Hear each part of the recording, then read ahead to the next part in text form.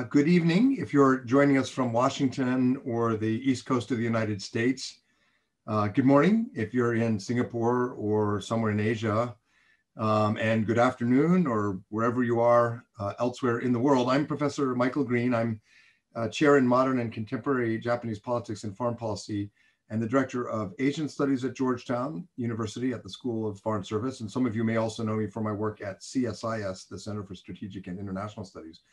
We are going to have a discussion tonight about US-China relations.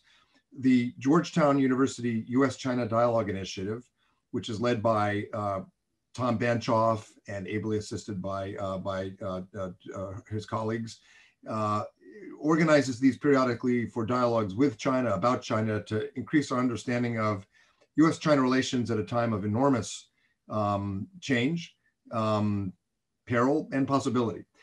One of the areas where the United States and China are colliding is Southeast Asia.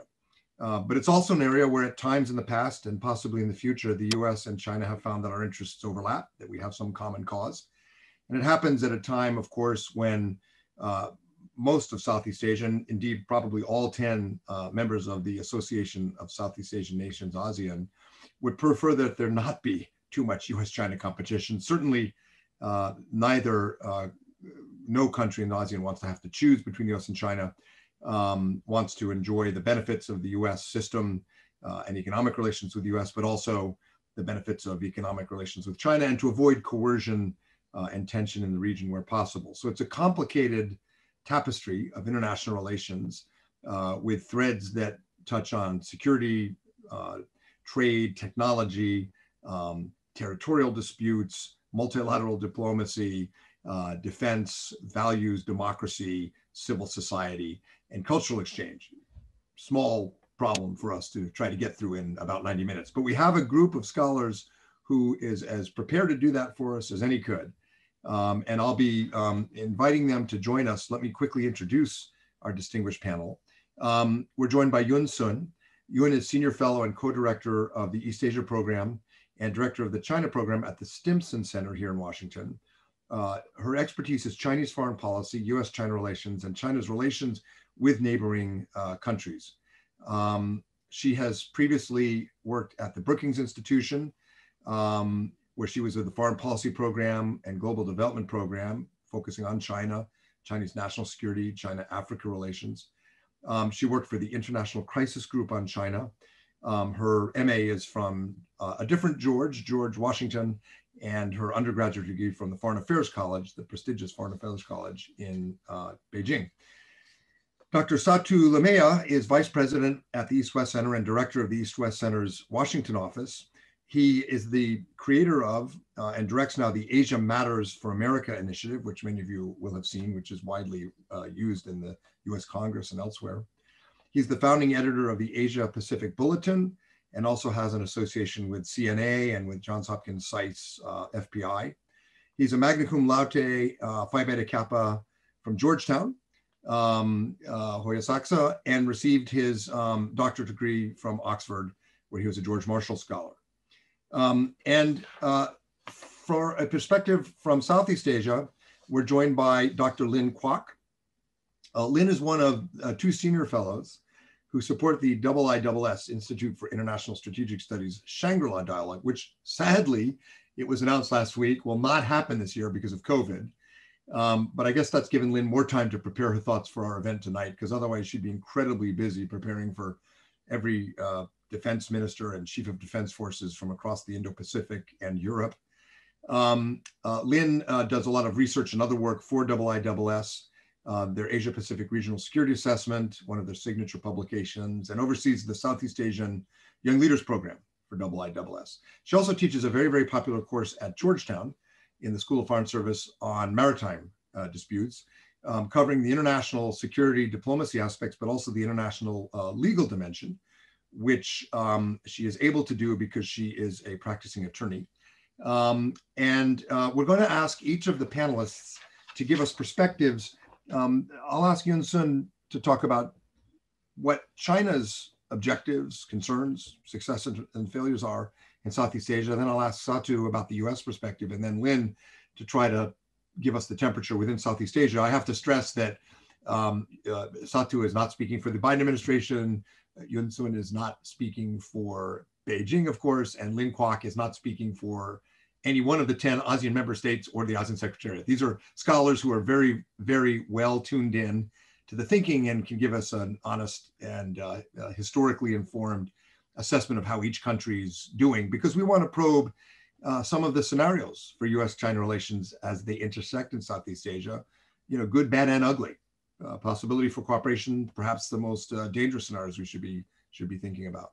Let me start the discussion, and we'll have this as an iterative panel discussion with Yun Sun. But let me also get the audience ready, because we would like to spend some time answering your questions. There's a Q&A function on your screen, and you can ask those questions, and we'll go through them after we have our discussion on the panel and get to your questions and comments as well. So first to Yun, what do you think Beijing is trying to achieve in Southeast Asia historically today?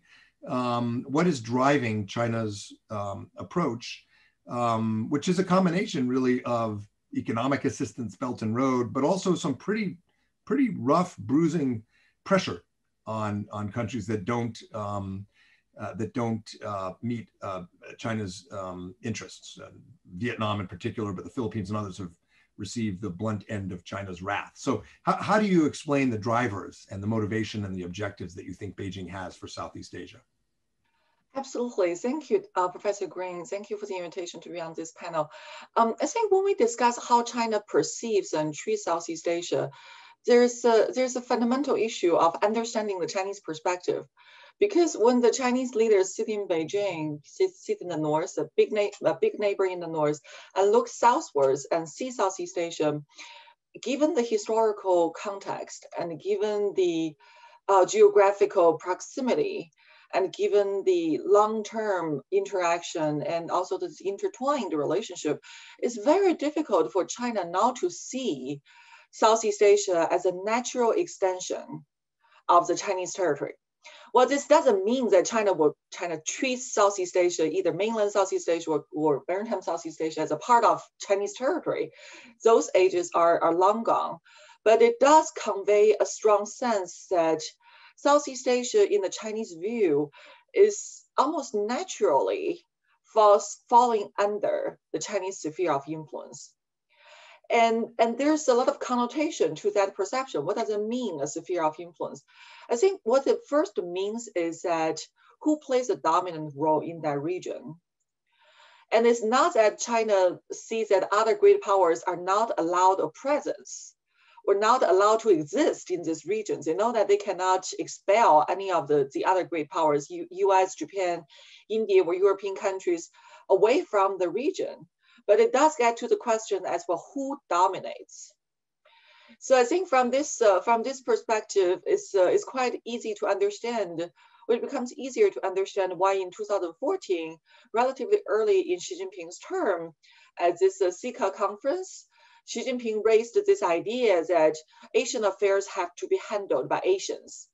And Asians' issues need to be solved by Asians. And Asian security needs to be maintained by Asians. And what it basically says is that, well, Asia is Asians' Asia. And a lot of people interpret that as an Asian version or Chinese version of the Monroe Doctrine. And after a lot of questioning and suspicions this term has raised, diplomatically or officially, China no longer uses that term. But if we look at Xi Jinping's policy in the past 8 years, this fundamental theme has not really changed. So first, Xi Jinping confirmed that periphery is a priority of Chinese foreign policy. And within the periphery, Southeast Asia, especially mainland Southeast Asia itself, covers Silk Road economic belt and maritime Silk Road at the same time. So in my view, that China's goal in Southeast Asia is to achieve some level of dominance. It's not completely exclusive of other great power or other powers' existence in Southeast Asia. But in the Chinese logic, the most direct connotation of that is other powers, when they operate and when they exist in Asia, they must follow the rules of this region. And these rules will be made by China with other countries in the region. But then we know that China sees itself as a big power and other countries are small, and that's a fact according to Chinese State Councilor back in 2010. So China will not tolerate other great powers to set up rules in Southeast Asia for China. But instead, China sees that other powers must obey those rules that China has participated or dominated in making. And I think this logic is particularly conspicuous in the issue of the South China Sea and the current ongoing negotiation of the COC. Specific policies we've seen foreign aid, investment, commerce, trade, diplomacy. We've seen basically Southeast Asia as a prime location for China to test all these instruments in its toolkit, and then it's also followed by is accompanied or perfected by coercion, and these coercions happen both in economic and security arenas. But from the Chinese perspective, these two are not mutually exclusive and they're not contradictory, because if you look at the Chinese history. One of the fundamental philosophies for the Middle Kingdom to look at this vassal state or this smaller state on China's periphery is that whether it is thunder or whether it is rainfall, they're both the gifts from the celestial, from the heaven, from the celestial capital. And what that means is that carrots plus sticks, they are both effective strategies in China's toolkit to make sure that the small countries in its periphery will follow what China wants them, will follow the directions that China wants them to go to. And we're also seeing China enhancing political cooperation, defense cooperation, especially with Myanmar and with Thailand in recent years. And last but not least, like Professor you just mentioned, Southeast Asia is a prime location for China to test out its public diplomacy and its cultural exchange. So basically China's soft power influence and some of the ideological influence in the region.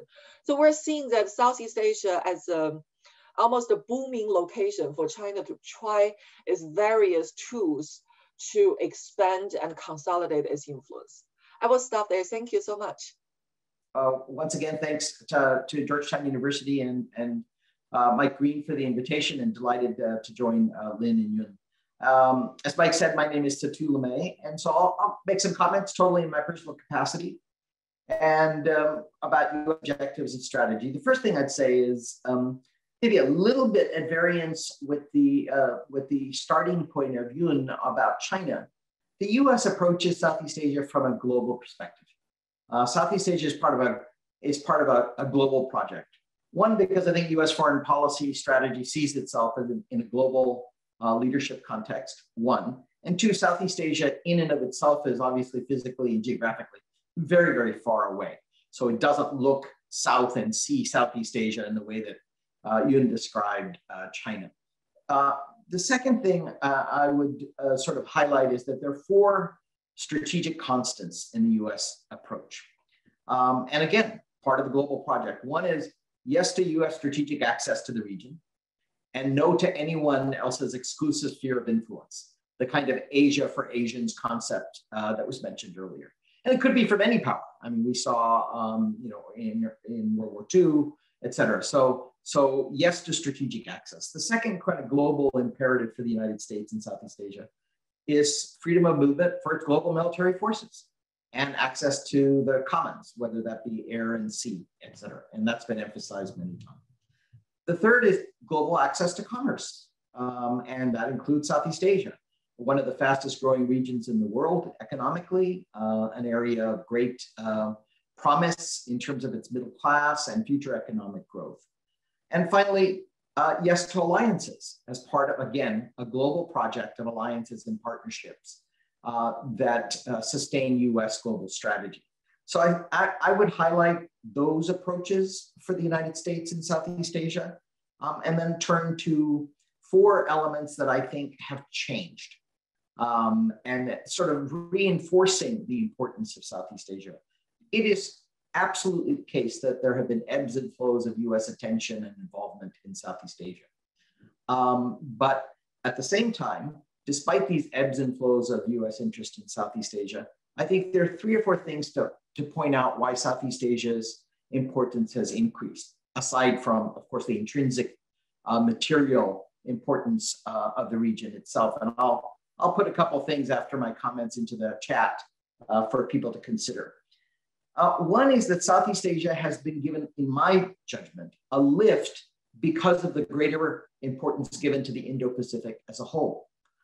Because of the importance of the Indo-Pacific, Southeast Asia has emerged as an even more important set of countries, set of relationships than it might otherwise have. The second is, I think over the last generation or 2, there's been a renewed rebalance within Southeast Asia for both mainland and maritime Southeast Asia. So you see this in the huge initiatives on the Mekong-US partnership, earlier the Lower Mekong initiative. So I think there's more importance given to both maritime Southeast Asian countries and mainland Southeast Asian countries.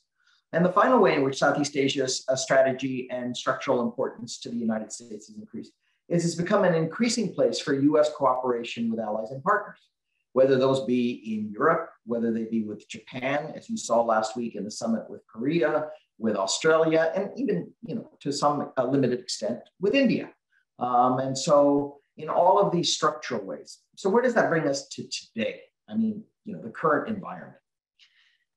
Well, let's put it this way. While these structural constants, these historical constants, and these changes over the last, let's say, as I said, a generation or 2, in the current environment, we find in the last 100+ days, a very heavy focus on Northeast Asia.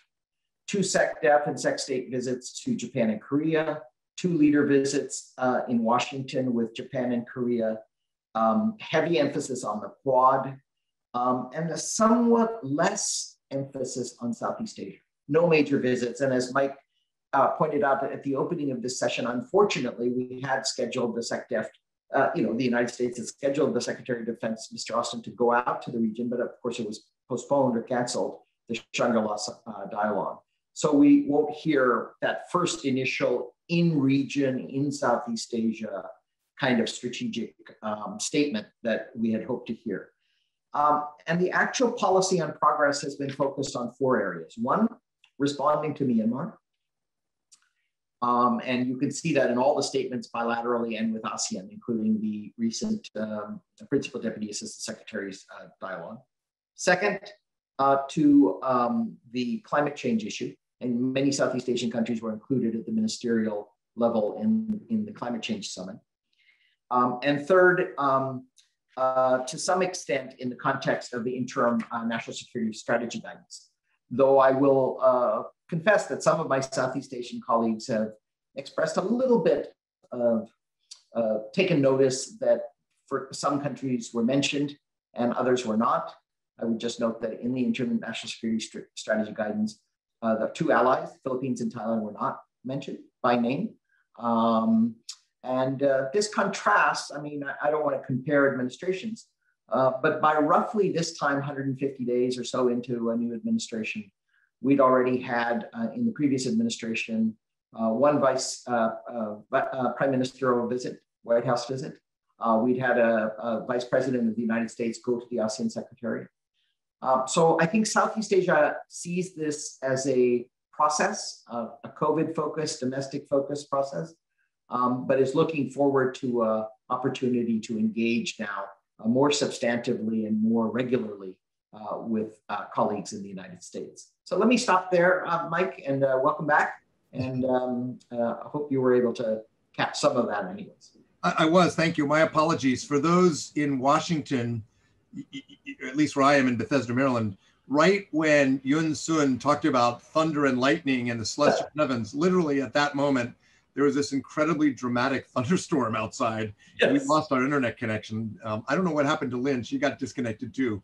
I don't know if there's a thunderstorm in Singapore or not, but it's quite dramatic. Hopefully, I don't know if you're getting it where you are, Satu. Are you in Virginia? Yes. Yeah, it's quite dramatic, but so far the internet's holding. So let's, while we've got Lynn Kwok back, let's go to Lynn, and then I'll come back and ask you to unpack what you said a bit more. So Lynn, how does what you've heard look from Southeast Asia? Mike. I'm really happy to be back in this community. I think if you're talking about Southeast Asia's main goals in the context of US-China competition, I think it's threefold. The first one is for ASEAN and ASEAN countries not to have to choose sides between the US and China, as you mentioned earlier.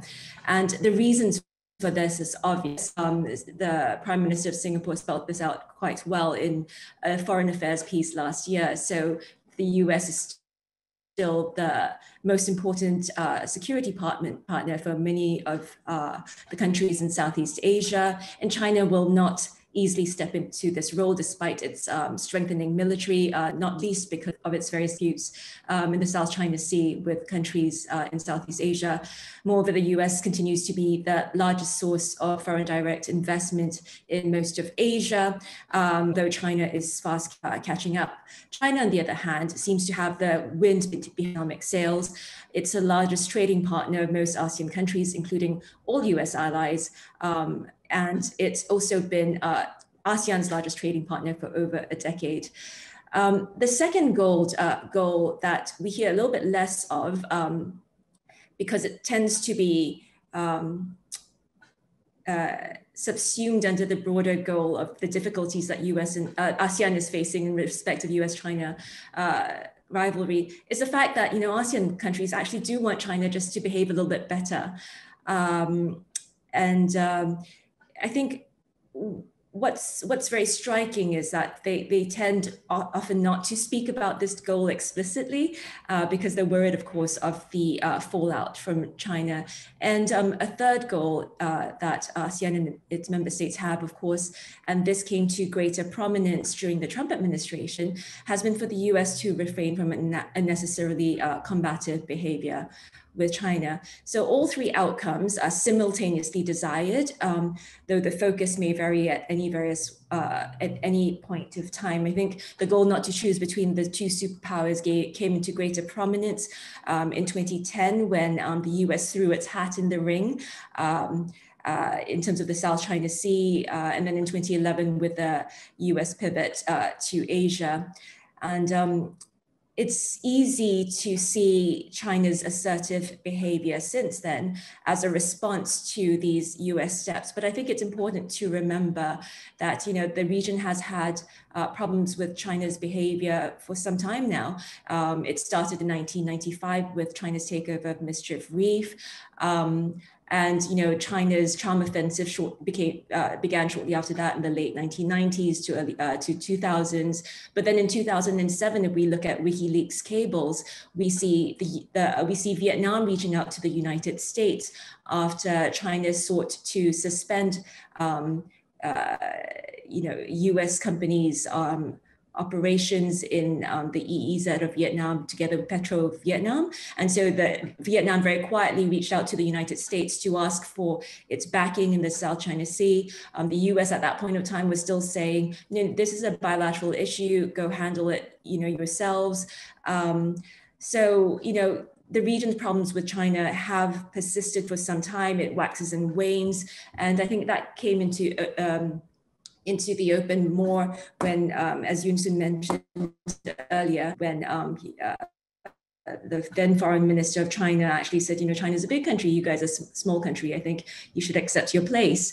So, so these are just some of the outcomes that Southeast Asian countries seek in the context of US-China rivalry. So not to choose between the US and China, for China to stop its bad behavior, and for the US not to engage in combative behavior because they're worried about, problems escalating. And of course, there remains a concern that the US is failing to walk the talk about the importance of the region. And although I think the concern over the instability of the Trump regime, the Trump administration has waned somewhat, I think there's still concern that the US is talking about the importance of Southeast Asia, ASEAN centrality, but it's failing to, in a sense, give teeth to those assertions or to walk that talk. So I think Satu might have pointed it out earlier. I'm afraid I lost a bit. I think the failure of Secretary Austin and Blinken to visit Southeast Asia and their trip to the Indo-Pacific, as well as the mention only of Singapore and Vietnam in the context of the international security strategic guidance, and no mention at all, of course, of ASEAN. I think they're concerned that the US engagement with the region is going to be more on a bilateral, selective basis than on a broader multilateral basis. So there are concerns in that respect. And of course, I think they hope for an improvement, because I think the region is very much concerned about China and its behavior, and it wants to continue.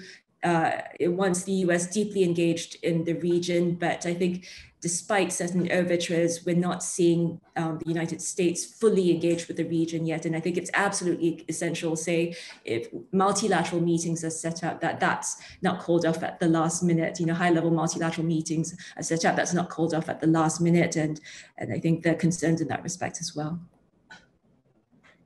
Thank you, Lynn. I hope you can hear me. As you may be able to see, I'm now sitting in the dark. We've lost power in our neighborhood. It's quite a dramatic storm here. I think Satu and the other participants in DC are still on, but in suburban Maryland, we've lost power. It's a very dramatic storm. I hope it's not a harbinger of what's coming in the US-China relationship or Southeast Asian geopolitics. Yun, are you still on? Yes, I'm here. Our power was out for a moment. Sorry. Yeah, ours is out. I'm relying on satellites. So let me ask you to unpack a little bit what you said. The Chinese sphere of influence, the history of tributary states, much of ASEAN, especially maritime Southeast Asia, was never part of the tributary state system. So I'm not sure what the historical basis for it is. And it seems like more of a power play, like it's more about power than sort of history. The Sika statement, I'm glad you referenced that, because the quote was that Asians should decide Asian security, but in surveys, for example, by the Institute of Southeast Asian Studies, overwhelmingly in Southeast Asia, they prefer a security system created by the US or Japan or Europe, not China. So it's not like Southeast Asia is buying this idea of Chinese hegemony. However, they are very keen to get Chinese economic help, and many of them are very afraid of Chinese pressure. So in terms of soft power, all the evidence is that China's failing. But in terms of hard power, there's a lot of evidence that China is succeeding with the artificial islands, with the increasing presence of the PLA Navy and paramilitary forces, with the way China's been able to pressure the Philippines, Vietnam, and now Indonesia on territorial claims. So it seems like it's been successful in terms of power, but not successful in terms of soft power. That's sort of my take. How would you grade China's effort? Do you think that Beijing is achieving its objectives, or do you think it's creating, counterbalancing and antibodies that will undercut what China seeks in the region? It seems in some ways like China's actions are almost inviting more of an engagement by the US and India and Japan and Australia and Europe and Southeast Asia. Do you think China's strategy is working, or do you think it's mixed, or how would you assess it? And I'll listen and hope the thunder or lightning doesn't knock me out. That is a great question. And I think it's almost reflect the philosophical difference of how we here in the United States sees the issue that China is losing public opinion, losing people's hearts and mind all over the world. And on the other hand, the Chinese seems to be thinking that, well, actually. Did we lose Yun as well? Then why don't we, I'll go to you, Lynn. Why don't you pick it up? Do you think that China's winning or losing or succeeding in its strategy? Do you think is it neutralizing US and Japanese and other influence in Southeast Asia? The polls suggest that China's losing badly in soft power, but maybe it's winning in hard power, so it doesn't matter. How successful? You had a long list of things which I mostly agree with that the US has to do, but what about China? Is China succeeding in Southeast Asia, do you think? I think there is certainly a distrust of China, and I think the poll that you mentioned, the Institute for Southeast Asian Studies poll, that underscores the distrust of China. But there is another interesting finding in that, or striking, in fact, finding in that particular poll. And I think that's the views of China's economic influence and power in the region. And I think, you know, the respondents there, about close to 75% of respondents found that China was the most dominant and was going to be the most dominant economic player in the region. And then one thinks, oh, okay, then the United States, maybe 25% then, right? Bad, but you know, it fills up the remaining space. But for the US, I mean, I think it was something about like 4.6% of respondents thought that the United States was the most important economic power in the region. And I think while we still very much have, you know, the US desired as the security partner of choice in the region, and China, you know, as the economic partner of choice in the region, or the indispensable economic choice in the region, and you have countries hoping to be able to have that sort of balance moving forward, I'm actually quite doubtful that that sort of balance will be achievable or sustainable in the long run. To me, it's like jet skis, you know, one going in one direction, another going in the other direction, security and economics. And at some point, it's going to be unsustainable and the jet ski is going to fall, in this case, Southeast Asia. And then you kind of have to decide which way you're going to go.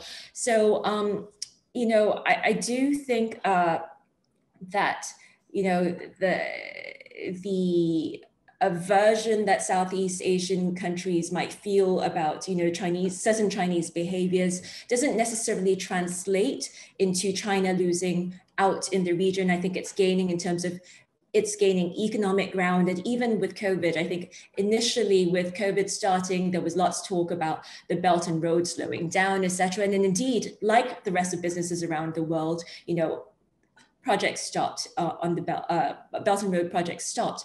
But I think even as of last April or June, we had some projects recommencing. I mean, according to reports, some projects recommencing. And I think in the longer run, we're not going to see these projects, at least in Southeast Asia, which China considers a strategically important region. We're not going to see those go away. In fact, if anything, COVID might make them smarter and more efficient about how these projects should be efficiently run. So I think in the longer term, I think China is, you know, gaining increasing influence. So I wouldn't dismiss or be too, I wouldn't dismiss China's continued and enduring influence in the region, even though, you know, there's talk of warrior diplomacy being distasteful and really put up European and Western countries. But I think in Southeast Asia, you work with who you must. And in they're interested in development and economic growth. So, you know, money can't buy you love, but it can buy you a certain amount of respect. It sounds like. Lynn, the ISCS poll was interesting to me because Japan is the most respected country, or most trusted. And when asked who is most trusted to write the economic rules, actually the EU narrowly beat out the US. And of course, you have India as a player, Australia, Korea is quite influential. A quarter of Vietnam's GDP is Korean investment. Does it matter in this US-China game that there are other important players who have influence and are trusted in Southeast Asia, particularly since most of them are much closer to the US? Yes, it does matter in the US-China game that there are other powers involved as well. I think increasingly the region is seeing the involvement of other middle powers as essential for the region's security as well as economic stability. I don't think they're necessarily keen on, you know, middle powers all ganging up together with the United States against China, but the role that they'd like to see middle powers play has been as a sort of balancing force in terms of propping up the rules-based international order, you know, taking away some of the sharpness of direct US-China rivalry, you know, being coordinating, say, say with the United States in terms of, you know, say, assertions of maritime rights and freedoms in the South China Sea in terms of capacity building, etc. Not actions taken necessarily against China, but to prop up the rules-based international order on which Southeast Asian countries depend on for both their security as well as their prosperity. Thank you. Satu, I assume you still have power? Yes. Are you in your office? You're in your office? I'm at home, yeah. You have a better neighborhood electrical grid than I do. Yeah, it's crazy out there though. There's a lot of lightning and thunder. Yeah, those who are not in Washington, it's the most dramatic storm I've seen in some time. Yeah. But we'll keep going a little longer. I think we'll probably end early. So Satu, how would you grade the U.S. effort? I mean, there's some big things we're not doing. Lynn mentioned some, but continental Southeast Asia is getting more important. Indo-Pacific overall is getting more important. Allies who are engaged in the region. It's a mixed picture. I think you and I could have several beers and a long discussion about everything that we need to get right in Southeast Asia. But what's your 3 to 5 minute version of the scorecard as you see it so far? Yeah, the 3 to 5 minute scorecard is very simple from my perspective. I read that wonderful ICES poll very carefully. There's a lot of great stuff in it. But I think the material realities, if ever there were a region that wore the garb of pure realism, it's Southeast Asia. A combination of maneuverability, agency, historical ability to navigate. So that's one. So how are we doing in this context? I not long ago for the U.S.-China Security and Economic Review Commission, I gave some testimony on sort of where we stand in the region. And one of the lines I particularly applied to Southeast Asia is, my own judgment, if I had to boil it down to a sentence, is most Southeast Asians, not all, are working very hard to stay on the right side of the United States and mostly to stay off the wrong side of China. What do I mean by that? I think it means a couple things. One, it means that a number of countries that have been somewhat reticent, hesitant to work with us are looking to do so, one, quietly, and two, without the sort of chapeau of counter China. They want to do small bore stuff. They're signing small agreements. They're looking for exercises. They're looking for quiet ways of cooperating on mill to mill. That's not the tenor of what's happening with China. Again, a little bit of exceptions, Cambodia and stuff, but not overall. Second, and you see that across the Indo-Pacific, right? I go on record as saying, overall, our alliances have structurally gotten better, not worse. Are there problems? Sure. But over the last 2 decades, structurally better. Rotational forces, others. We can quibble about Philippines, but I would say, yeah, there's some problems, but fundamentally and structurally, it's not. So we're okay. I got to tell you, I'm really worried. You talked about soft power of China, which has declined because of Chinese behavior, in my view. It's really scared the pants off a lot of people. On the other hand, I got to say our brand equity is generally pretty good, certainly better than China's, but it's not unblemished. It's not unproblematic. You don't have to read a Southeast Asian. You could read someone very serious like Gareth Evans' recent commentary on Taiwan, and sort of the uncertainty about where we're going, how much will and capacity we have. I don't doubt that, but there are people in the region who wonder where we're going, how far we're going, how committed we are. So I think that's a second issue. But I think, Lynn pointed this out, I think the economic picture is problematic. And as a person, who sort of led on this issue of ASEAN Matters for America, it's quite deep investment and trade and remittances and all kinds of relationships. But there is a gap opening up. If you look at Chinese economic growth after the pandemic, and you correlate that with Southeast Asian key exports, you see that the export increase of most Southeast Asian countries is directly correlated to China's growth. And here's where it becomes very important. And again, it varies across sector, and this gets into very, tricky areas of supply chains. But in general, Korea, Japan, Australia, big countries, on the technology front and on the inshoring front, meaning FDI into the US, whether it's 25 billion or 35 billion from Korea, as was announced last week, whatever it ends up being, they can envision that. Southeast Asia is in much more the middle band of the supply chain. And they can't afford to do that. They don't have that capital to come into the US, and they don't have the high technology to come into concert with us. So they can keep Huawei out, but they can't work with us on protecting AI, most Southeast. So I think those are some of the challenges I foresee, and that's going to require us to think very seriously about this new bill on GSP preferences. It's going to make us have to think, if we can't come to a big trade agreement, access to the US market, I think we're going to have to think very seriously about incentives for US companies to remain in Southeast Asia. So, I think we have toolkits. I think we have mechanisms, we have solutions, but I don't see that emerging anytime soon. And I think it could be, I think the midterms are too early to say that right after the midterms, there'll be a big economic strategy. I would be surprised by that, given where we are in our recovery from the pandemic and the domestic situation. So let me stop there and offer those comments. I think that is fair and balanced in assessing where we are. I think in the narrative, the Biden administration has done better with Southeast Asia than the Trump administration. I think the Trump administration was starting to shift towards this, but the Biden administration has made it clear that everything we are doing, no matter the reality, but everything we're doing for Southeast Asia.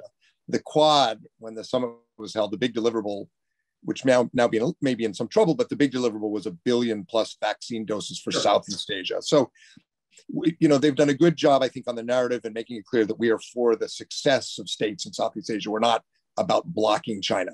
We're going to compete with China by doing whatever we can to help Southeast Asia. I think they've done well on that front. I think, as you said, the alliances, and this is a bipartisan trend over 4 administrations, maybe even 5 administrations. The major US alliances, Japan, Australia, Korea, the big ones, are in the best shape they've been. Yeah. And the partnership with India is quite strong, despite obvious issues in residual non-alignment and so forth.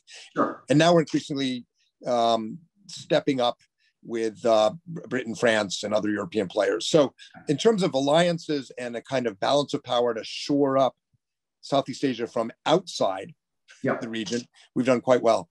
Mike, can I say one thing on your comment about the Quad? I've been thinking about this. The superficial stuff is, from Southeast Asia's perspective, Quad undercuts ASEAN-led multilateralism. But we want multipolarity. And you're absolutely right. The Biden team has been very good at not making it simply, counter China, we got the Quad, it's coming at you, here you go. Yeah. I grant that. But let us not overdo the Quad, in my view, because it's been a little bit too much Quad as the lead off. Now, I think the Shangri-La would have put a little finer burnish on that, because we would have had a Southeast Asia statement. But so far, it's been really Quad, Quad, Quad. And the other thing is, my own assessment in talking to Southeast Asians, when you just go a little bit under the surface, there are only 3 interests in Southeast Asia related to multilateralism and things like the Quad. Does it keep the US engaged and committed? And if the Quad does it and other things do it, that's acceptable to most Southeast Asians. I think the answer to that is the Quad does that, because the Quad and the Free and Open Indo-Pacific strategy, although they have roots in American thinking, were Japan's idea. And it was Abe's idea. So to me, the Quad is a demonstration of an allied-centric US strategy, which I think is what most of Southeast Asia wants. Exactly. So I'm less worried about the Quad. I think it's fine. It's necessary, not sufficient. It's a piece of the overall puzzle. What worries me the most is what you touched on, which is the lack of an economic strategy for Asia, rulemaking. And the surveys we've done at CSIS, Chicago Council surveys show that a significant majority of Americans supported TPP, support trade, but the politics of it right now are so topsy-turvy that neither the Republicans in Congress nor the Biden administration are ready to make the first move on some pretty low-hanging fruit, like a digital trade agreement. So I worry about that. That may take a while. And that's a real, and people in the administration, I think, looking at the region, worry about that too. The one thing we do have, though, is we have a feedback loop. I can tell you this from 5 years in the White House and several years in the Pentagon. When we screw up in Southeast Asia, the Australians, the Japanese, the Indians, they'll tell us. And Singapore, especially Singapore, will tell us. And we'll sit there and we'll kind of look down and we'll say we'll do better next semester. Yeah. I want to turn to Yun Sun, who's back now, I hope. I don't know if China gets that same feedback loop. You know, that Yang Jiechi could lecture George Yeo and say some countries are big countries or some countries are small countries. I'm not sure Zhang Nanghai, the Chinese leaders, have that feedback loop from scholars, from think tanks, you know, about how China's strategy is going. Are you on, Yun? Are you surviving the thunderstorm? I'm here. Sorry, it's a power went a couple of times. Now I hear the sender is moving out of the region. I hope. It's quieter now. That's a good omen. So what about that? I mean, I get the sense that when you and I and Satu, when we talk to Chinese scholars, they know how China's perceived in Southeast Asia. I don't get the feeling that feedback loop, that information gets to Zhang Nanghai and Xi Jinping and the Central Military Commission and the leadership. I suspect a lot of Chinese embassies tell Beijing that the strategy is going great. Keep it up. Am I wrong? What do you think? Is Beijing paying attention? Is it noticing what's going well and going badly? Is it listening to? I mean, Singapore is the one country that will definitely lecture even China. But do you think that feedback loop is working in Beijing? No, I think you're absolutely right. There is something with a feedback mechanism going on in Beijing, and it has been going on, has been recognized by Chinese interlocutors or by Chinese officials for quite a while now.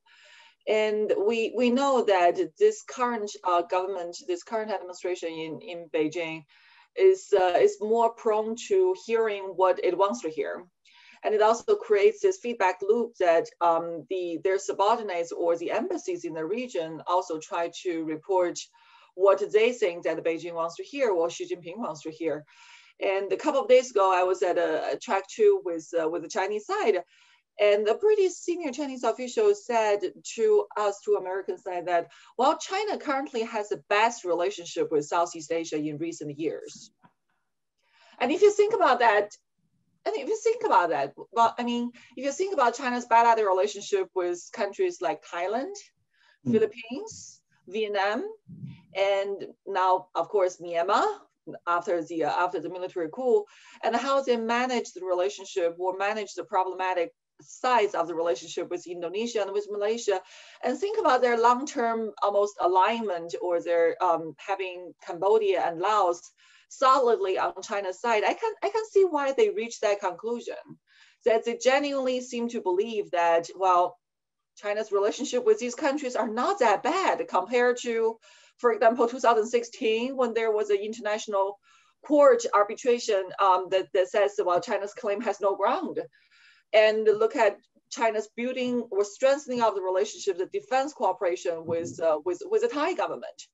So I think in what I have observed in the Chinese Southeast Asia policy community are two things. The first one is almost a sense of fatigue, that the Chinese understand it so well that Southeast Asia are divided, or they're internally divided, that they want to rely on China for this list of things, but they're also kind of concerned with, well, what if Chinese dominance is too overwhelming? So on the other hand, they always want to introduce some external forces for counterbalancing.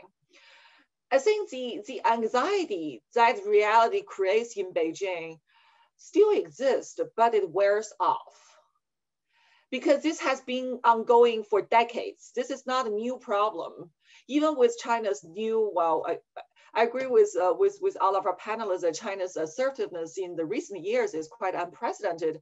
But in terms of the Southeast Asian reaction, what the Chinese are seeing is not new, and they have been dealing with this problem for a very long time. So it's not that Beijing is not aware that the Southeast Asian countries and people have concerns about China. It is when they think about what is the policy consequences of that. And I think there's a genuine question which is my second observation, that do public opinions really determine policy in these capitals? That we saw from the ICS poll, public opinion poll, that a significant percentage of people, of population in Southeast Asia are concerned about China's role, about China's dominance in the region. But to what extent that affects their government's alignment choices? I think that's a second caveat that I think Beijing has captured. So it is kind of unfortunate to say that I think China is kind of used to this divided state of Southeast Asia, and this Southeast Asia's desire to jump on the bandwagon with China and at the same time introduce counterbalance to China. And that's going to be what they see as a permanent state of affairs. So if we look at China's score, I would say in the past 4 years, China was able to utilize this opportunity, what they perceive as the Trump administration's negligence of Southeast Asia, to consolidate their relationship, consolidate their influence. And we have identified a lot of problems with their approach. But then, like I just mentioned, when Chinese examine each bilateral relationship and compare them to where they were, the scorecard doesn't look too bad from Beijing's perspective. But then, like Professor Green, you precisely like what you just said, despite all this effort, Southeast Asians are still concerned about China's rise, still worried about China's dominance in their region. They recognize China as the most influential economic power, and also potentially the more influential political and strategic power. But 72% and 89% of people are worried about that fact. So I think there is a recognition in China that the dominance that China desires is fundamentally in conflict with what Southeast Asia wants to see. But I think the Chinese also make a distinction between what Southeast Asia wants to see and what Southeast Asia will have to cope with. Right. So it's back to what Yang Jiechi said to Giorgio. Some countries are big countries, some countries are small countries. So it really is about power rather than some tradition of tributary state systems or sphere of influence in many respects. There's some very interesting questions from the audience. And one of them relates directly to something you just said. China is making inroads diplomatically with Thailand, U.S. treaty ally, with the Philippines, at least with Duterte, if not with the Philippine foreign policy establishment and people, and with Myanmar now. Is it a coincidence that these are all countries that are backsliding on democracy, that are turning in different ways towards authoritarianism? And the question, I'll ask all three of you, but start with Lynn, if I could. The question from this member of the audience is this a coincidence? Is China encouraging authoritarian styles of government to increase its influence? Or is it a coincidence? Is China just benefiting because we have these authoritarian turns in some key ASEAN countries? Lynn, do you want to take a first stab at that? Thanks so much for the question. I think China is benefiting from the backsliding of democracy in the region, and I think this has implications for the U.S. approach. So the Biden administration has confirmed in its interim national security strategic guidance that it will be focusing on democratic alliances and partnerships.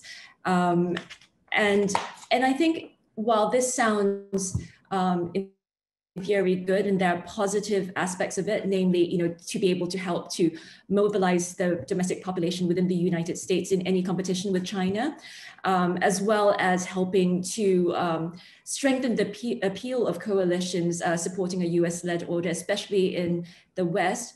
But I think it has potentially negative implications for the region, not because democracy is not a good thing, obviously, but because it might limit the scope of the strength and the scope of alliances and partnerships that the United States can call on in Southeast Asia. And I think this might be particularly worrying for countries like Vietnam that are hoping to build strong ties with the United States, but you simply just do not know when this focus on democracies as the framework for engagement with the region might kind of tip too far, leaving countries like Vietnam out there in the lurch. And I think the US and Europe and also that seems to have focused on democracy as the framework for engagement with the region. I think they really need to give serious thought to how to better nuance this aspect of engagement, because, you know, first of all, it could unnecessarily deepen or alienate ties between the United States and China. Second, it, you know, limits partners. It could potentially limit partners in the region. Most countries there are not liberal or even electoral democracies, and the few democracies that there are backsliding, like the Philippines. And third of all, it could, of course, leave a vacuum open for Chinese influence in the region. So I think it's an important question, and it leads to other important questions as well. And I think certainly I believe that the US administration, if it wants to be smart about its engagement with the region, needs to think about this a little bit more deeply. It's something where we have been, as a country, the United States, where we have been in the past agile, shall we say. I mean, we opened relations with China to counter the Soviets because it was in our interests. And when I was in the Bush White House, and President Bush emphasized democracy, you know, more than any president since, up until Biden, actually. But we had a significant strengthening of relations with Vietnam. So we are sometimes capable of advancing democratic norms, but being flexible enough to build strategic partnerships. But it is a subtle game. It's a nuanced game. Usually on the menu at Restaurant USA, nuance and subtle are not on the menu, but sometimes we are capable of doing it. So you raise a good point. So over to Yun Sun. You know, there's a lot of evidence, for example, that the Chinese government is providing surveillance technology and other support for the Tatmadaw, for the junta in Myanmar, to chase down democratic dissidents who would be more inclined towards the US. So, you know, there is something going on here, but do you think it's primarily a coincidence that China's benefiting from rather than actually creating these authoritarian terms? Well, we know that through China's foreign aid projects and China's own capacity building projects, China has been assisting governments in Southeast Asia, for example, Vietnam, for years or decades to train them how to monitor their internet, how to deal with the oppositions. So, and same thing for Cambodia. And I think the Chinese would open their arms to any government in Southeast Asia who would request that kind of assistance. Not that China will willingly offer or actively offer, like, hey, here's the way to how to monitor your internet. But do remember that even in the case of Myanmar, the internet law was passed, was first introduced and was drafted by the NLD government. So it's not something that that is significantly different. Well, there's a significant difference, but it did not start with the military junta. So coming back to the question, that basically we're talking about past dependence, right? That is it because of these regimes are turning authoritarian, therefore China is having a closer tie with them, or the past dependence relies on something else? And I think a stronger argument could potentially be made that the past dependence actually depends on the leaders instead of a particular regime type, because well, although there are a lot of criticism of Duterte, well, and also a lot of criticism of Aung San Suu Kyi, they won the elections. So if we say that, well, these countries are turning authoritarian, we're making a blanket judgment about their domestic politics that I think misses some important characteristics, because what if Duterte is not going to stay on, but what if the next Filipino president resumes the policy or resumes the philosophy of Aquino III and no longer follows what Duterte wants to do? And Aung San Suu Kyi, I think people often misses this point that the NLD government had a very good relationship with China. And despite the fact that Aung San Suu Kyi has a Rohingya problem and had also had problems with the United States in the relationship, NLD was working very well with China, and potentially they have worked better with China than the military junta had before the Aung San Suu Kyi's NLD government. So I wouldn't necessarily categorize this as a backsliding of democracy problem, creating more Chinese influence in the region. I think it does coincide with the emergence or the rising to power by a number of leaders in Southeast Asian countries, and associated with their governance style, with their agenda, and with their, I would say, in some cases, nationalistic tendencies. Thank you. You know, one thing I learned when I was in the White House for 5 years, watching summits up close, you know, taking notes and all of that, is that leaders really matter. And political scientists and international relations scholars don't know how to theorize leaders. You can't quantify them. They're all different. But I teach a course now at Georgetown on Asian leaders for exactly the reason you said. But it also suggests that while Chinese officials in Beijing, you know, you said earlier, Yun, that Chinese officials have decided, you know, even if public opinion doesn't trust China, if the leaders do, China's okay. But it does suggest in the long run that that public opinion will matter for China. That if we do have more accountable governments, it could be a problem for China. But I hear what you're saying about that not being a feedback loop right now, because the leaders are not, in many of these cases, being accountable to their people, and in some cases are frankly being, let's just say, incentivized in various ways by Beijing to play along. Can I just add one thing? If we can use Myanmar as an example, the anti-China sentiment was extremely high before NLD stepped into power. But because Aung San Suu Kyi adopted this position, well, that China is our friend, and we need to rely on China for support on the Rohingya issue, because all the international community has pointed their fingers at us. And China is the only one who has a moral flexibility to still support us. I think that leader's opinion alone played a critical role shaping Burmese public opinion to be more open-minded, to be more receptive to the Chinese project. Interesting. Satu, what's your take on this question? The authoritarian trend, the Chinese advantage, the Chinese role in creating that trend. How do you see it? Well, I think Lynn and you had some terrific comments. I'll just add a couple of things, I think, at this point. One is that I simply don't think it's useful to generalize about authoritarian governments and the China factor, because I think the material growth of structural Chinese importance in the region, a la the surveys, the polls, is far more important than the swings in Southeast Asian politics. Two, whether they're accountable and democratic or not, foreign policy and strategy fundamentally an elite sport. Okay, it's kind of the lacrosse. It's the prep school lacrosse of how we engage the world. And the fact is, you know, whether or not these are open and democratic places, you know, I remember in Australia, fully democratic, quite open. You know, there's a lot of positive sentiment about China until quite recently.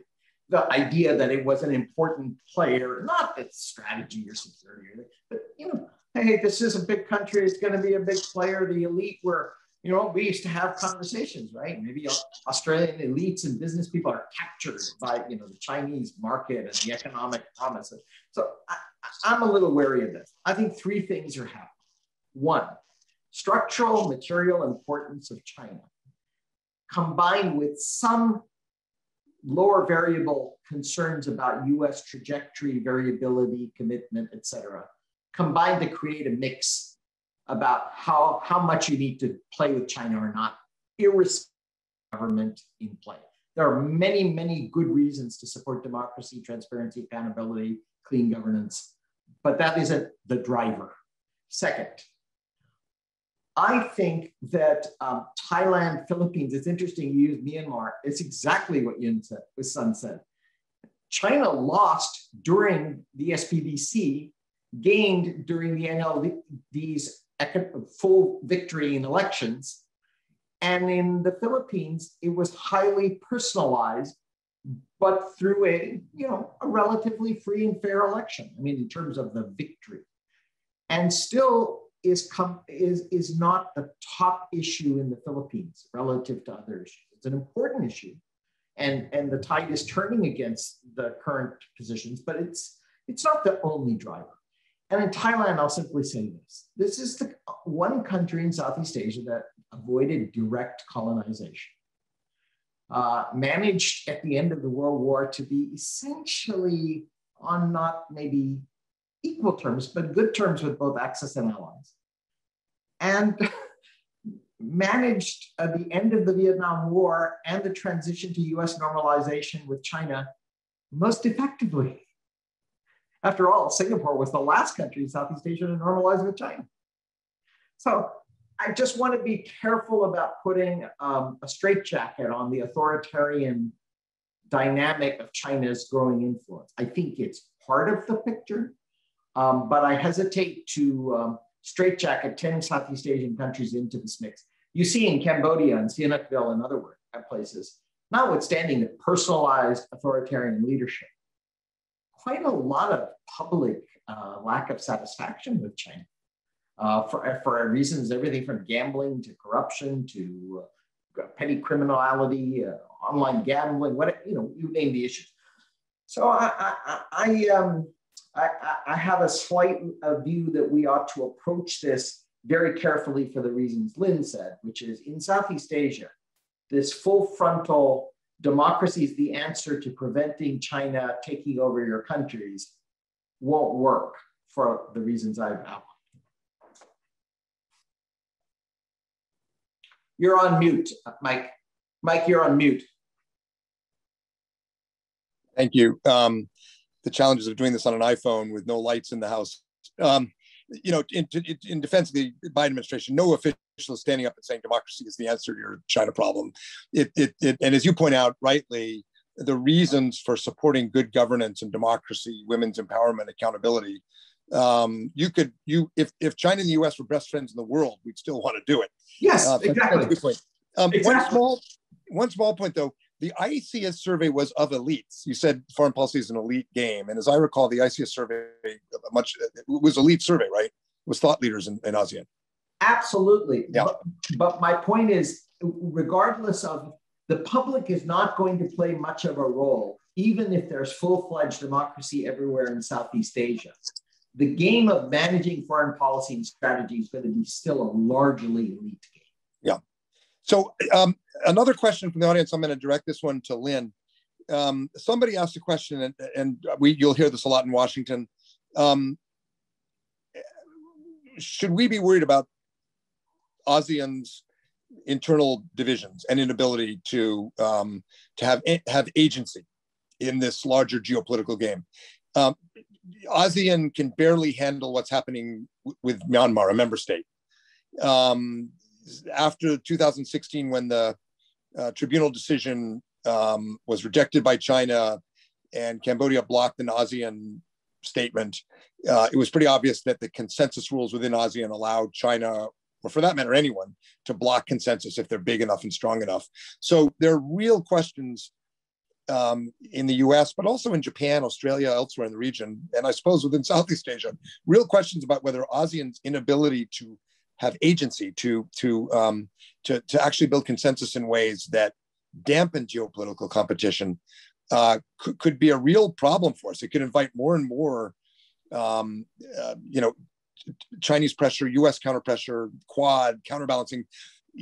For a long time there, between, for example, the financial crisis, China's first serious pressure on the South China Sea in the 90s, ASEAN was able to exert an influence cost on us.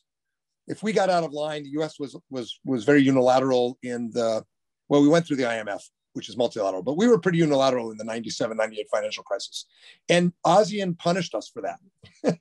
And China was pretty aggressive in the mid-90s on South China Sea, and ASEAN punished China by pushing for the code of conduct. ASEAN's ability to have an influence cost on the US, China, Japan, other big powers seems to be declining because of the internal challenges ASEAN has building any kind of consensus now, given everything that's happening with Myanmar, Duterte and all the rest. You want to rise in defense of ASEAN, Lynn, or do you want to unpack it even more? What do you think? Lynn, are you still on? I'm still on. Can you hear me? You're deciding whether you want to rise in defense of ASEAN. Go ahead. Yes. I think ASEAN, even in the best of times, is not the most united association, right? But these internal divisions become more obvious in the context of rising strategic rivalry, when, in a sense, the failure to be able to come up with a concerted, a unified, concerted approach really stands out like a sore thumb, and it really hurts both the association as well as actors that are interested in greater stability in the region. I do not think that ASEAN has been without achievement. Of course, it's helped to maintain stability within the region between its member states, and I think that's no small feat. And I also accept, of course, the argument that veteran diplomat from Singapore, Bilahari Kausuken, makes, that ASEAN is a cow; it's not a horse. You cannot complain that it's not running fast enough. I get that. So I don't think it's particularly fair when we compare ASEAN to the European Union, for instance, with its pooling of sovereignty, because ASEAN is simply it's an association of sovereign states. That said, I have to say I'm a little bit disappointed in ASEAN, because even if we use its own yardstick and not the yardstick that others might impose on it, that of ASEAN centrality, that of seeking to shape the region rather than have the region being shaped by others, I think ASEAN has fallen short. The US Indo-Pacific strategy, which kind of harkened back to the Japanese Indo-Pacific vision. I mean, all of that came about with very little coordination with ASEAN, even though it did tend to pay lip service to ASEAN's centrality. ASEAN, I think, was in a sense dumbfounded for a couple of years before it came up with its own ASEAN outlook on the Indo-Pacific, in an attempt to shape the vision for the region.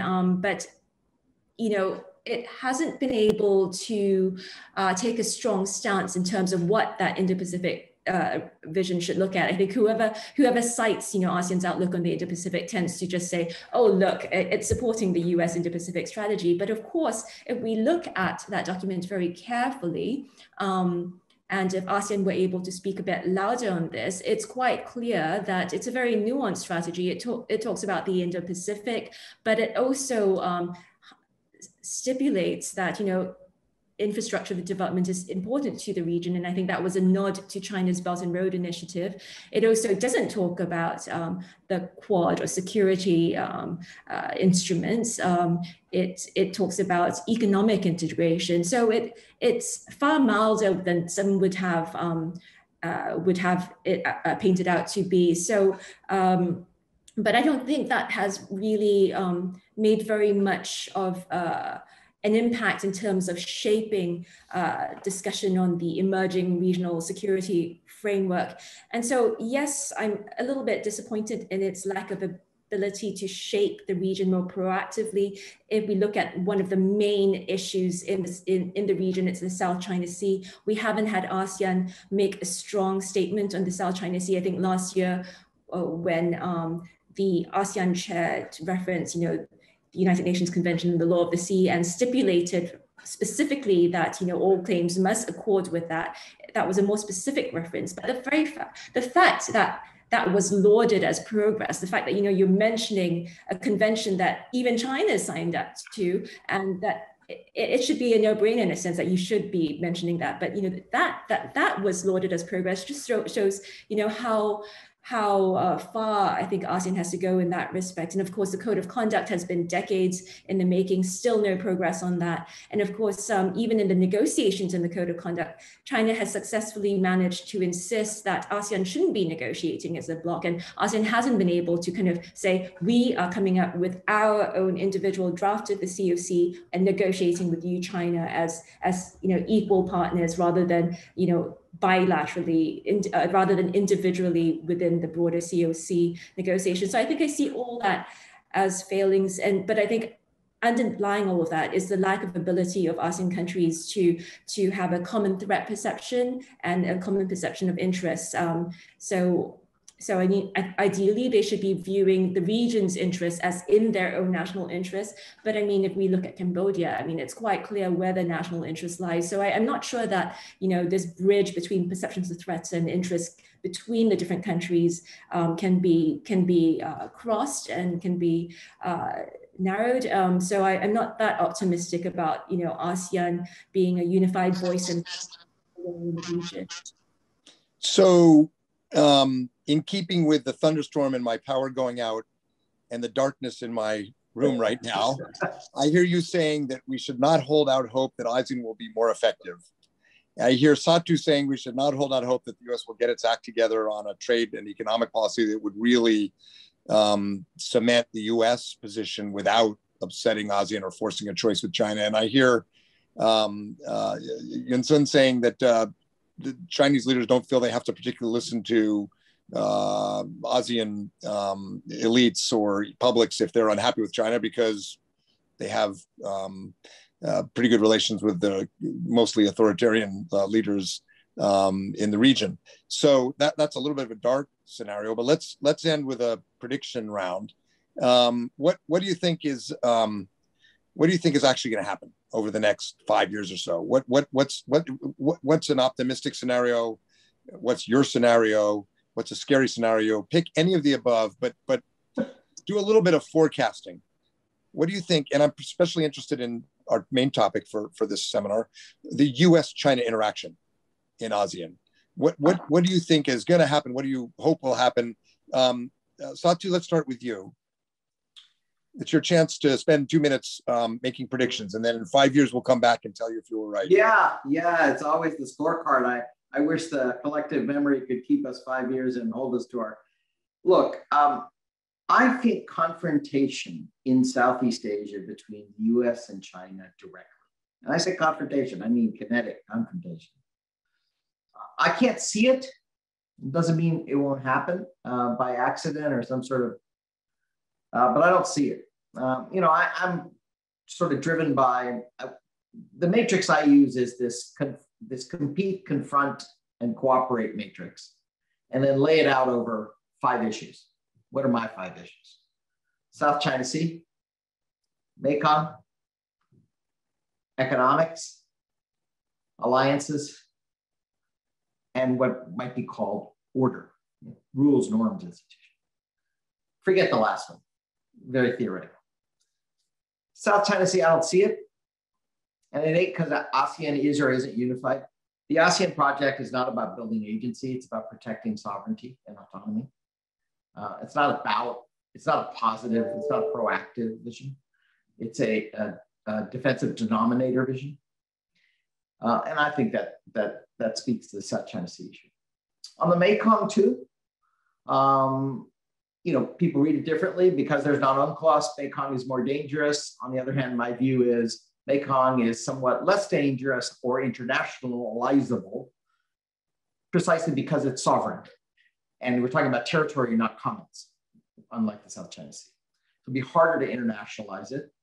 But I think I'm finding a hard time seeing a direct US-China confrontation. But the Mekong needs to be a place where we compete more effectively in mainland Southeast Asia with China. And I think the prospects on third, on economics, you can only compete, confront, and cooperate if you're engaged. And I'm sorry, Mike, I don't think we're super engaged right now. I mean, you know, yeah, we've got bilaterals and, you know, okay, but we're not there. And this is the big picture that no one talks about ASEAN's deficiencies. The big failure in ASEAN's deficiency is a lack of an economic statecraft for ASEAN. Yes, people will cite RCEP, but that ain't the play. The play is CPTPP, and something that the US could theoretically dock onto. We're not going to dock onto RCEP. We'll have a tough time docking on the CPTPP, in my view. It'll take some doing. So I'm not trying to squirm out, but I'm simply saying I use this matrix of compete, confront, and cooperate, collaborate. I lay them across these 3, 4, 5 issues of significance. I see confrontation as very difficult. I see on the economic picture a real difficulty, a sort of asymmetry building in engagement. And that worries me because that has to drive our interest in Southeast Asia. It has to be a big element. And South China Sea, yes, by accident, something could happen. But I still maintain that we can't be ahead of Southeast Asia on their concerns about the South China Sea. We have to be supportive, collaborative. We have to do all the right things about our through the Theater Security Cooperation Plan, MSI, all the toolkits that we have. But we cannot be out front, and that's not an ASEAN problem. Even if the claimants who are a subset of ASEAN aren't willing to meet with each other and reconcile or deconflict, then ASEAN can't do it and we can't do it. So I think we need to continue to sort of work on pushing that forward. So let me leave it there and how I think about what the future looks like. Okay, good, great, thank you. Yun Sun, what do you see looking forward? I think looking forward, in the 3 to 5 years, we're going to see massive intensification of competition between US and China in Southeast Asia. I agree with that too. I don't foresee the likelihood of a military confrontation between China and US to be significant in this region, primarily because I think there's Taiwan and there's North Korea.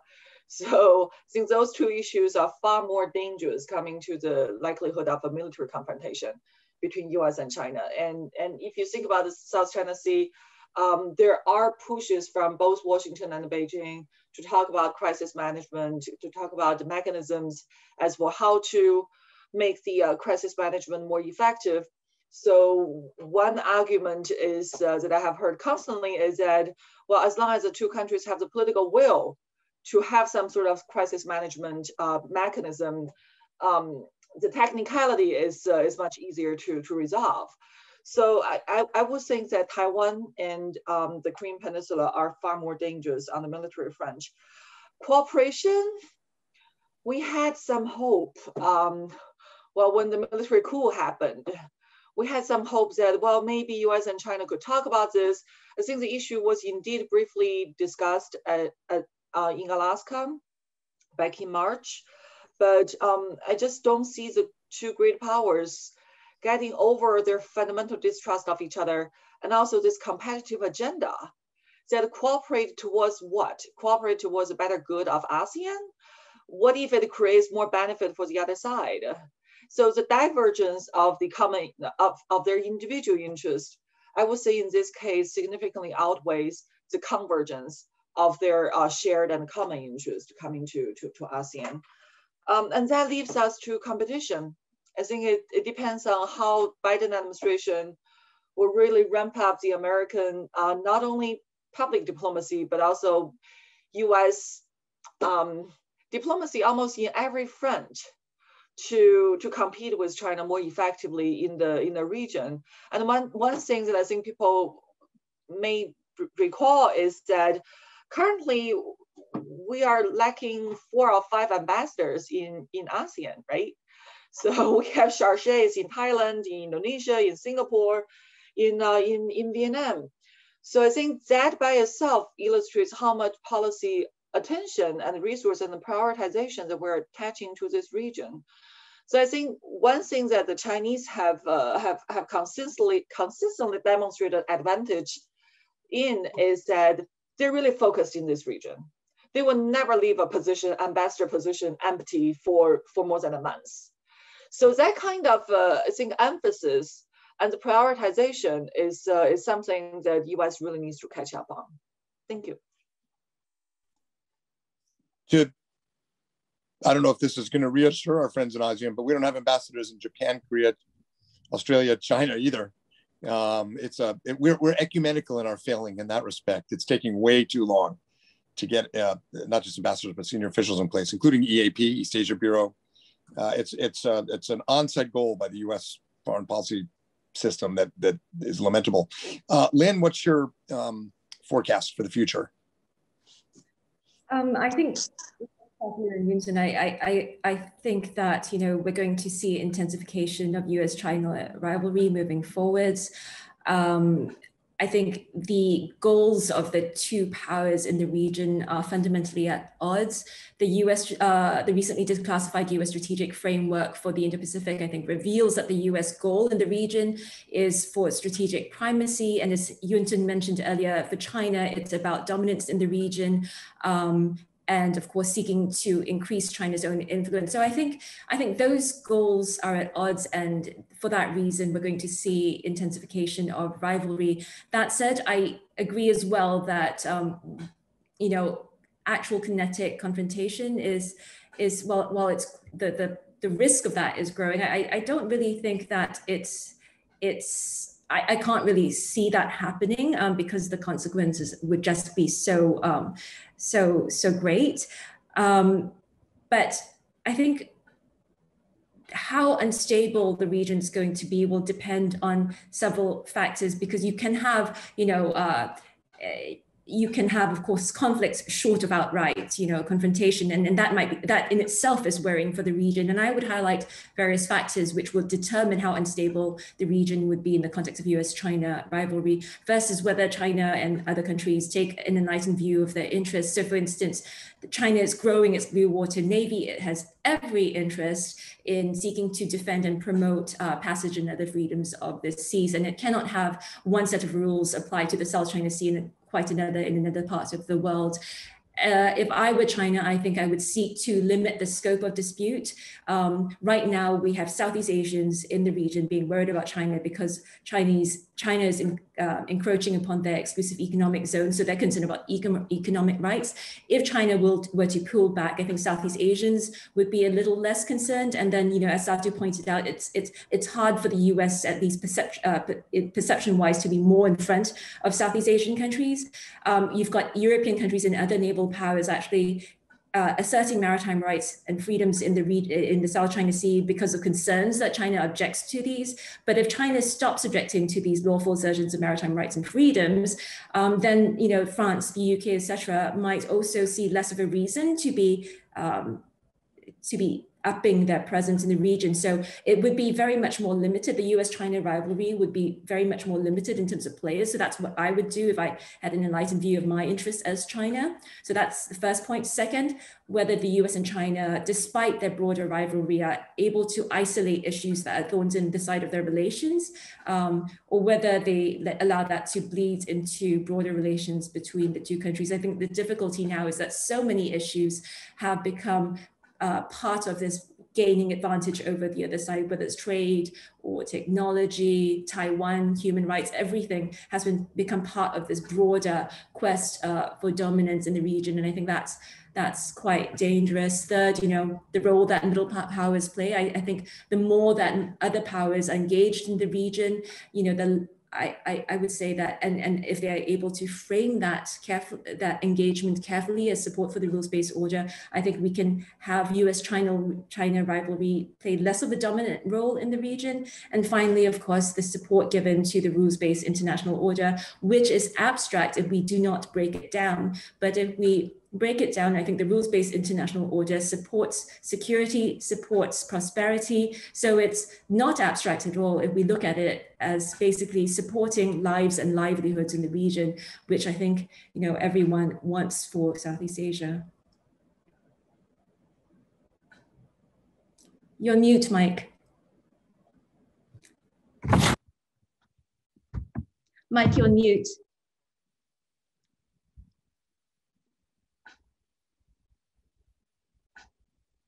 Sorry, once again, I'm not used to doing this on an iPhone in the dark.